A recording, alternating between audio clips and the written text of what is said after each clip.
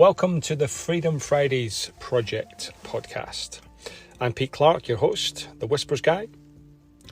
It appears that work expands to the time that we give it, and I started to explore how I was investing my time and effort, particularly on Fridays. It's evolved to an exploration and experiment with time, energy, attention and identity, and a mindset shift from I have to I choose to. So if you're interested in exploring some changes to the way that you invest your time and your energy, if you'd like some tips on the way as you make some changes perhaps to your identity, if you would like the freedom of I choose to, away from I have to, then this is the podcast for you. So welcome to the Freedom Fridays Project podcast. Welcome to this week's episode of the Freedom Fridays podcast, episode number 44, which is part 2 of my conversation with Glin Bayley, author of Unstoppable Woman and founder of Heart of Human. In the second part of our conversation, Glin shares her thoughts on the difference between female leadership and leadership in general, and has quite a radical take on that, and dispels some myths about the premise of working on yourself is selfish. She shares her very generously Heart of Human framework that's supported in many unstoppable women around the world, and as part of that shares some insights about how our feelings are a guidance system to embrace the messiness of life and the power of active hope. Enjoy the second part of my conversation with Glin Bayley. I'm fascinated about your experience and research with female leadership. How in any way is it different from leadership? It's not. It's not in any way, shape or form. And it's just one of those things where, again, principles of life or marketing or whatever context we want to take on board. When I started my business, it wasn't focused on any gender in particular or any speciality. And then you hear narratives about choose a niche, focus on a particular area, try and do something that's for someone specifically. Because if you're not for someone, you say you're for everyone, but you're potentially for no one. So I made a conscious decision at that time to say, well, okay, it's not that what I teach is any different for women versus what it would be for men. But if I was to say, who do I best connect with based on my journey and can empathize with deeply, understand and get in the head of more easily, based on the kind of narrative that I know I had about my identity at work, who I thought I needed to be, the life that I needed to create, I could have those conversations with the women that I work with from a place of experience and understanding and relatability. But what's fascinating is I probably, had it not been just a need to niche so that I could try and target a particular market, I probably would have worked with men, and I actually really enjoy sharing the content with men, but I just haven't yet figured out or let myself explore the avenue for which I might do that. At this point in time, I think it's changing. Certainly at the time I chose, it felt like heart was still a step too far into the soft space of leadership. I know, right? It's horrific. Trying to pitch what I do to corporates, which I tried for the first year of my business, just wasn't connecting. And I thought the narrative, it might be there now, but the narrative certainly wasn't there at that time. Like holistic coaching and performance coaching focused on whole of person, whole of life, wasn't like corporate leadership, and self-leadership was seen as two different types of leadership. And I'm like, do that self-leadership in your own time. Like still the human, like focus on the human, and then you'll get all of the stuff that you want from a performance perspective in a capitalist society that's focused on driving revenue and profits and shareholder value. So yeah. So I think do you think women have enough good role models? And do you think those role models translate into role models for anyone? I think my view on this is not so much do they have enough role models. I think you have to be willing to look for them. And I think it's true for anyone, is that what we give attention to grows. And we can sit with the narrative of there are not enough women role modeling, or there's not enough of a certain type. But I just have a perspective that and this is something that recently through my negotiation consulting work was one of the key principles there, is that for when it comes to a negotiation, is that you're more equal than you think when you're thinking about the other party that you're negotiating with and where the balance of power lies. But I bring that into life and think we often give role models, celebrities, people that hold status in society, people who have wealth, live in, certain suburbs in Sydney, or drive certain cars, or have certain, economic benefits versus others, privilege to make us think that they're somehow in a different category to who we are and what we're capable of, and needing them to be a certain way for us to go, oh, there's someone like, that I can aspire to, or the responsibility sits outside of myself for others. And I'm in the camp of, well, who do you want to be first? Like, decide who you actually want to be. And the only way you can do that is by tuning in and going inwards to listen to your own heart, your soul's guidance around what actually really inspires you, where are you spending your time and energy, and then go and have a look to see if there's anyone that's doing what lights you up out there. And if there isn't, do that so that you can get to be the role model that says, I had no clue which path I was treading until I just took one step at a time and found myself doing something different. That's what I genuinely feel like I've done. Like, I haven't actively gone, oh, there's a lack of role models and that's what I'm going to be. I've just gone, what do I want to do with my life, and how can I just do what I want to do? And then if it helps other people along the way, like, super. I used to think that I was more altruistic, like that I needed to have a more make a difference purpose in life. But I've realized, actually, and this is going to sound really selfish, the person I need to make a difference to is me. Because if I make a difference to myself, and if I can see myself clearly, if I can not hold myself apart from the possibilities of creating the life that I want to be living, then my joy, my energy, my inspiration will inspire others to choose their path. And I think I'd had it confused before that I needed to be of service to other people, and we hear that a lot in various business forums. Don't sell, serve, and you've got to be there to serve. I'm like, yeah, you are, but start with serving yourself first. Fill your own cup, like, find what it is that sparks joy in your life, and then share that, because you found something that works for you, rather than working from the outside in. So I'm flipping the script in a lot of different areas in my life at the moment, even like pulling apart what I've done before and gone, is that true?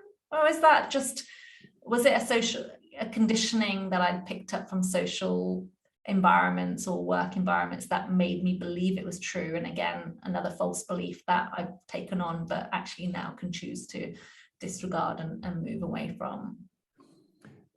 So I'm in the same camp, Glyn. I think we are the instruments ourselves. Yeah.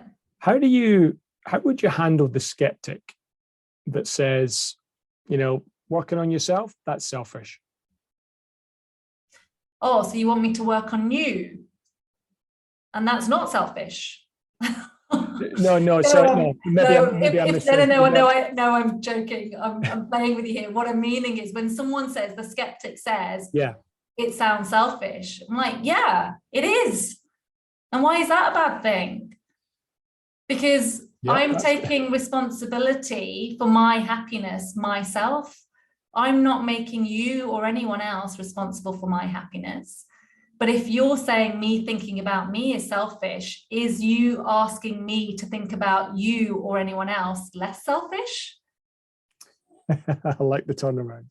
Yeah, that was where I was trying to get to with the, hold on a minute, when the critic says you're being selfish, oh, right, okay, yeah, I get it. I'm being selfish because I'm thinking about me, but you want me to think about you and other people, and that's not selfish. Yeah. You had me doing my own transderivational search there. So I think it's a good thing if we are selfish, not because it means we're less caring or empathetic for others' needs, but because it means I'm taking radical responsibility for my life, my well-being, my attitude, my creation of wealth, my creation of health, well-being, whatever it is, like I am taking responsibility for me. And that has meant when it comes to friendships, relationships, partnerships, it's everything I'm here to offer. It then becomes sound weird, but it becomes unconditional. Yeah, I get it. Because I'm not looking for anyone to fill my cup or meet me from a place of lack. It comes from a place of going, well, I'm already full and I'm having a really good time. Yeah.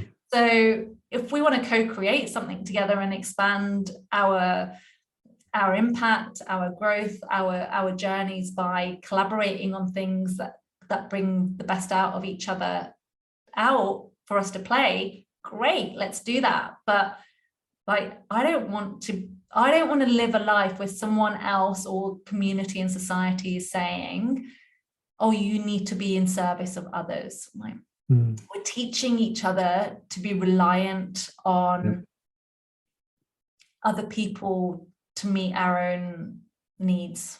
And I'm like, it's a bit screwy. It's not for me. Years ago, I think it might have been Jim Rohn, one of the first guys in personal development, said, and I took it on board, and my wife and I have used this imperfectly over the years, that I'll look after me for you as long as you look after you for me. 100%. That is exactly the motto. Yes. If we both focus on our happiness, for like, I'll be happy for me so that I'm then good for you, and you do the same. Like, you take care of your happiness, I'll take care of mine. Together we're going to be super happy. Yeah, that's right. Yeah, absolutely, 100%. That is beautifully articulated. Thank you. So you're on an 8-week online program for women called Unstoppable Women. So I'm assuming there are going to be some key messages in that. My first question about that is, so what makes women stop? Well, let me flip it around the other way. Unstoppable woman doesn't mean you can't stop, because sometimes you have to stop in order to be unstoppable. So unstoppable woman, and this is the interesting narrative, is people think, oh, that means I've got to do more, I've got to do more, achieve more, get further ahead. Unstoppable woman is about having the wisdom to see when it's necessary to slow down, to go faster, when it's necessary to stop because you're going in a direction that you don't actually want to go. It's about recognizing that in order to be unstoppable, you have to come home to yourself, which is all about being more, not doing more. So it teaches a lot around tuning in to your intuition, how you do that, what you're listening for, understanding your feelings, how they affect your behaviors, and your thoughts. So most people say, oh, change your thoughts and then ultimately change your reality. I'm like, well, sometimes we have really screwy thoughts, like we all do. So how about I focus on, rather than trying to change my thoughts, which could be much harder than it seems, because the spectrum of thoughts is so broad and there's so many different topics that I could be thinking about. Or why don't I focus on my feelings instead? Because my spectrum of feelings is actually quite small. There's a range, and it's a much easier range to manage. And I can say, right, I'm feeling angry, or, say, for example, I'm in despair. It's a really powerless feeling. So instead of trying to evaluate my thoughts around what's causing the thought of despair and what am I feeling, I'm just going, well, I'm feeling like I'm powerless or I'm in despair. What is a better feeling that I can strive for next? And it might be blame, and it might be something that sounds like that's not a really positive emotion, but I'm like, there's more power in blaming someone than feeling despair. So you can move through an emotional guidance system that says each stage. So, and it's not to say that you're going to sit and blame, but you might then go to, right, okay, I'm going to go to frustration, and I'm going to go to anger, and I'm working my way up. But each of those feelings have a sense of energetic power attached to them. And what you're working through them is, as you process that, is to say, well, ultimately now I've got to the point of acceptance, which is neutral. And I can move to contentment, and then I can go to seek to joy. But we have this narrative that we're either going to be super happy or we're going to be sad, or we should be really like up and never down. And I'm like, well, there's just stages on that. And if you start tuning in and really caring about what you feel, what I've been able to get clients and women that have gone through the program is to recognize your feelings are going to tell you significantly faster whether or not you're on track to creating the life that you want to create than your thoughts.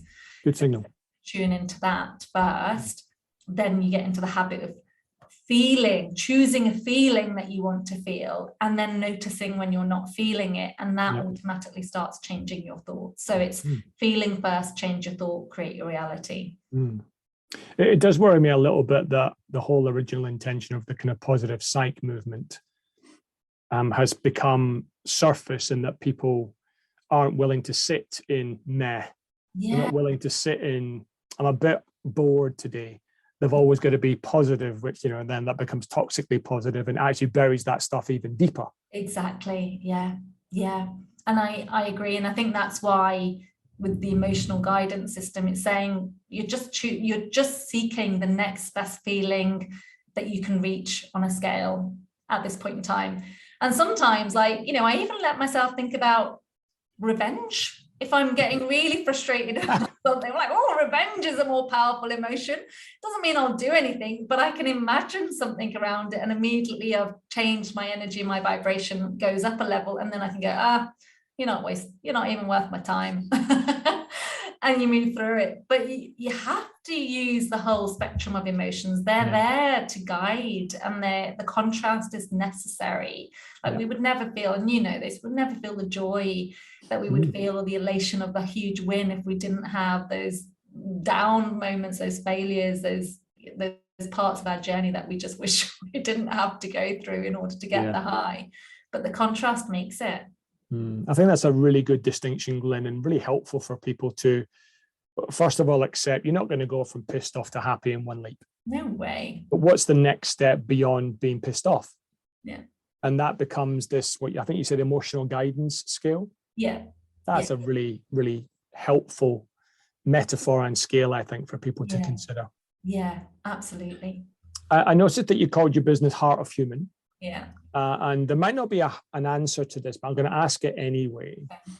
How do you listen to your heart? Good question.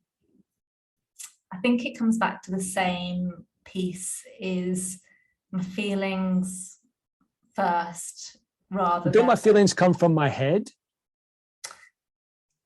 Parts of them do.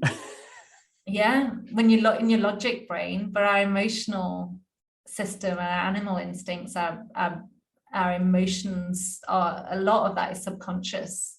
So it's a part of your brain that you might go from a neuroscience perspective. It's it's in your subconscious brain, and it's dealing with all of that. But I'm kind of going, your feelings are the guidance system to that, and that allows me to access what I understand about my heart. My business Heart of Human was one linked to what is the heart of being human, and it's messy. Oh my God, life is messy. Yes. Being human. It is messy, so it's embracing the mess. And then it linked to the framework that I had created that was the guidance, sort of the foundation for my coaching model. And it was something that had come up after I reflected back on my own journey from dealing with heartbreak and healing after that period. Was me looking back and going, well, how did I move through that? What did I do? And it was HEART, but it's an acronym that stands for hope. I needed to have hope for a better future. I needed to believe in something else was better awaiting me. Energy. I needed to have the energy to move forwards towards that new future. Like staying stuck without the energy wasn't going to support me getting there. I needed to take action, an aligned action, so not action that I felt I should take, which is why I'm in such a questioning mode at the moment, because I'm like, oh, I think I've fallen off my own model. Aligned action. So what do I need to do that helps me to move towards that aspirational hope that I've got? Resilience, because shit does hit the fan, and you need to find ways to navigate life. As I said, it's messy. And then trust, because life is like a game of cards. Like, we can have a good understanding of the odds, but there's still a chance, that we'll pick the wrong one. And, even when we play the best odds, there's a chance we can still lose at it, right? So you have to trust in the uncertainty that life presents and be willing to lean into the discomfort that not knowing presents to you. And there's a lot of people that find not knowing scary, and I would be one of them previously. My life was mapped out. I'd have kids, I'd do my thing, I'd grow old gracefully with my partner.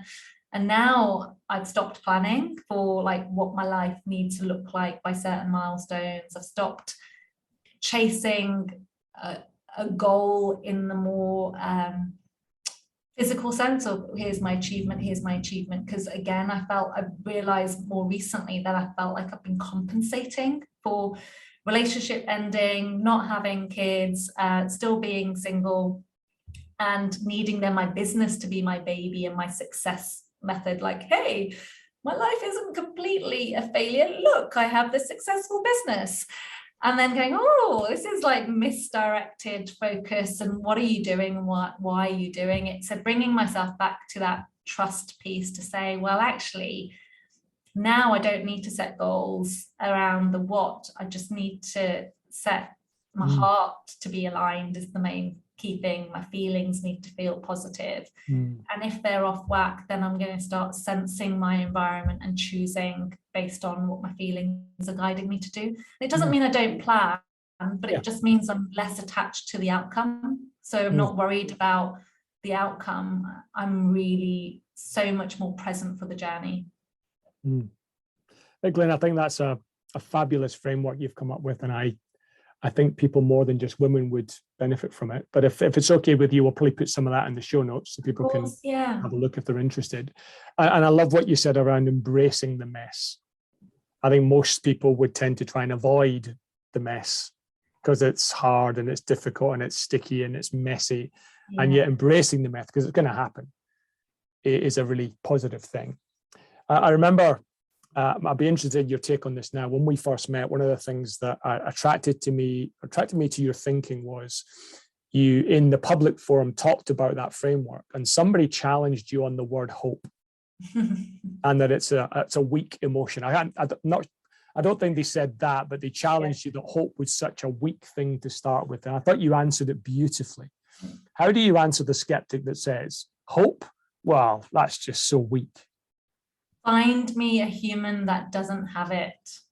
Like, there is not a human in the world that would survive without hope. We all need it. And corporates will spin that hope is not a plan. Sure, it's not a plan. I'm not suggesting it is a plan, but you have to have belief in something that you cannot see, a hope for a better future, a desire that's going to call you and drive you to create something that might make a meaningful contribution for you, your family, those that you care about. And I think if you find me a human without hope, you'll find them in despair. And despair is an incredibly powerless emotion. And those in despair don't create positive change. They are in a worse than survival state. So yeah, hope is not by any stretch a plan, but it is not by any means a weak word. I will always associate that word with you. Oh, thank you. And I came across a distinction that I felt was speaking into that space recently, was the difference between active hope and passive hope. Passive hope sounds a little bit like I'm going to cross my fingers and hope. Whereas active hope sounds like it's doing what you've suggested, have a picture of what could be, do something about moving towards that vision of what love that distinction. Yeah, that really helps. Yeah, love it. So Glyn, I'm conscious of what seems to be happening on these conversations with people. I connect with people that I like and enjoy having a conversation with, and I go, it's going to be about 20 minutes. And then an hour later, we go, oh, we better pause. I've got a couple of final questions, if you wouldn't mind. What's your hope for your future? My hope is that I keep continuing to choose alignment to my heart and to not lose my head in the pursuit of that. Great answer. And final question, and then I'll maybe just do some short questions. What do you stand for now? Myself. Yeah, myself. I wish people could see the picture of you saying that and how much energy and acceptance and love is coming from your face. Thank you. Yeah, I do. I feel, yeah, that's what I stand for now. Glyn, I normally finish with kind of 5 quick fire questions. So yeah. You didn't know these were coming. So please give us the first response from your heart. Okay. Are you more sunrise or sunset? Sunrise. Okay. What's a maxim you live your life by? Live your truth. What's the last movie you cried at? Oh, I think it was the last letter from your lover. It's a beautiful movie. What's something you've let go? Oh, that's a hard one. I've let go of the need to be seen as a success. Cool. And final question, apart from your own books, because I know you've got a couple, what's another book that's changed your life? Actually, Kamal Ravikant's Live Your Truth. Yeah, it's a small book. Random people have hardly heard of him. He's a tech entrepreneur in Silicon Valley, but wrote this spiritual book for his own little awakening. And yeah, it really started my path to going, yeah, what is me living my truth, which is where the maxim also came from. Wow. Glyn, it's been a pleasure and enlightening and energizing having a chat with you. I really appreciate your time. Thank you for sharing everything about your heart that you were willing to share. Thank you so much, Pete. And what an expert conversationalist you are. Such an absolute joy. And thank you for listening so intently and asking me the curly questions that got me thinking. It's been a really valuable chat. Thank you. You're welcome. Cheers.